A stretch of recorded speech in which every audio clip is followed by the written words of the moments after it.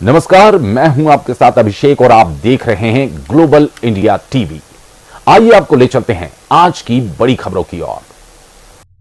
बड़वानी। सोमवार प्राप्त जानकारी अनुसार राजपुर विधानसभा के टेमला निवासी युवक ने नर्मदा बचाओ आंदोलन की नेत्री मेधा पाटकर द्वारा उनके एनजीओ नर्मदा नवनिर्माण अभियान को मिली राशि गबन की शिकायत पर कोतवाली पुलिस ने ट्रस्टी पाटकर सहित 11 लोगों के खिलाफ धोखाधड़ी का केस दर्ज किया।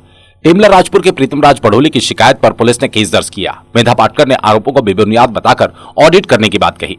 मेधा पाटकर सहित परवीन रूमी, जहांगीर, विजया चौहान, कैलाश अवासिया, मोहन पाटीदार, आशीष मंडलोई, केवल सिंह बसावे, संजय जोशी, श्याम पाटिल, सुनीत एसआर, नूरजी पदवी और केशव वासने पर धोखाधड़ी का केस दर्ज किया गया।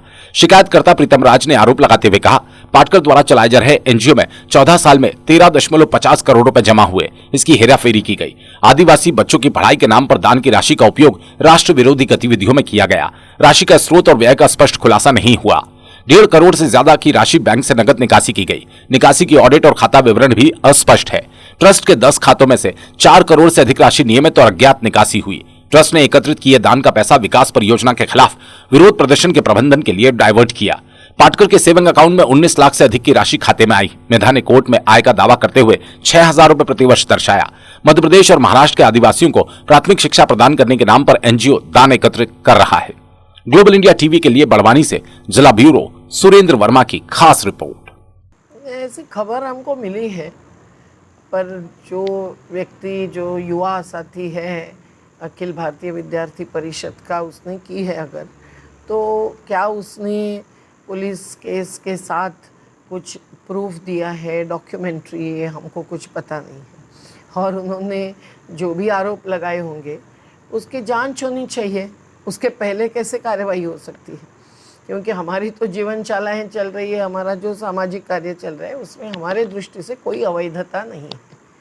और हम लोग विदेशी पैसा नहीं लेते हैं और हम लोग शिक्षा क्षेत्र में कार्यरत है, उसको 30 साल हो गए हमारी जीवन चालाओं को।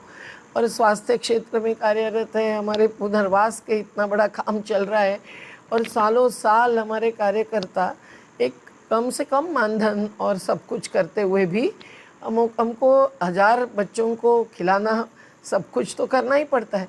पर पैसा खर्च कितना किया है, ये क्या किया है वगैरह, ये जो आंकड़े दे रहे हैं उसका हमको कोई जांच के बिना कहना संभव ही नहीं है। और ये अगर जानबूझ के कर रहे हैं, जैसे कई सामाजिक कार्यकर्ताओं को देश में एक प्रकार का लक्ष्य बनाया जाता है, तो भाई हम लोगों का कहना ये है कि कानूनी व्यवस्था में भी बहुत ही न्यायपूर्णता होनी चाहिए।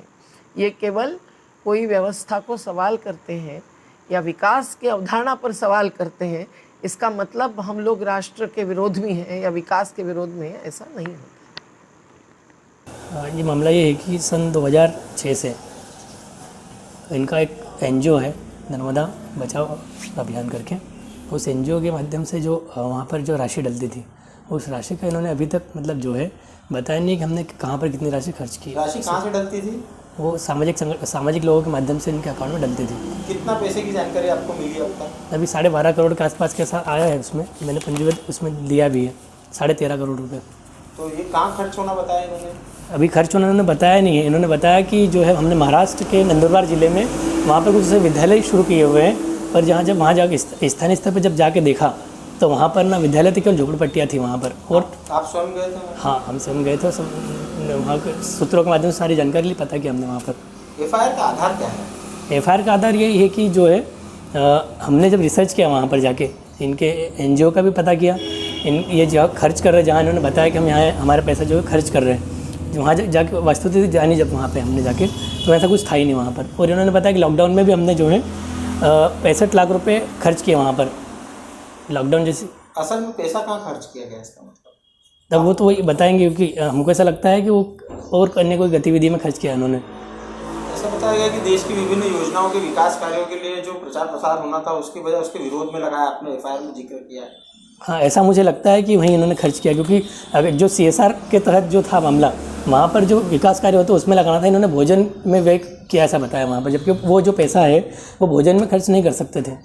आपने क्या आशंका रखते हैं, कहाँ पे पैसा खर्च हुआ होगा? मुझे ऐसा लगता है कि इन्होंने पैसा कुछ ना कुछ ऐसी गतिविधियाँ देश भर में होती रहती, वहाँ पर इन्होंने पैसा लगाया है।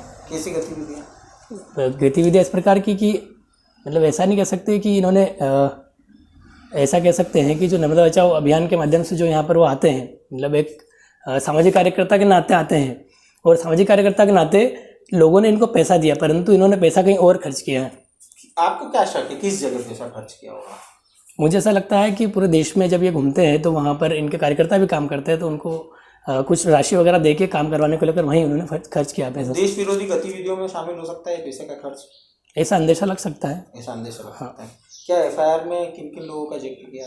एफआईआर में 13 लोगों के नाम है उसमें, जो अलग अलग 12 लोगों के नाम है जो अलग अलग स्थानों के रहने वाले हैं। मुख्य एफआईआर मेधा पाटकर के नाम? हाँ, मेधा पाटकर के नाम से। अब आप क्या चाहते हैं इसमें? हम ये चाहते हैं कि मेधा पाटकर जी और जो इनके साथी है, ये एनजीओ वाले मिल के बताए कि इन्होंने 13.5 करोड़ रुपये कहाँ खर्च किए।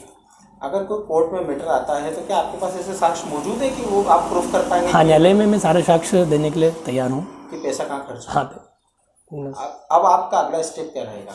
अगला स्टेप ये है कि अभी जो हमने एक बड़वानी कोतवाली थाने पे एफआईआर दर्ज कराई है, उसके बाद आगे जो भी निर्देश होगा वो करेंगे। कोर्ट से आप पुलिस से मांग करेंगे कि गिरफ्तारी और आगे? हाँ, गिरफ्तारी की मांग और आगे की कार्रवाई की मांग करता हूँ मैं।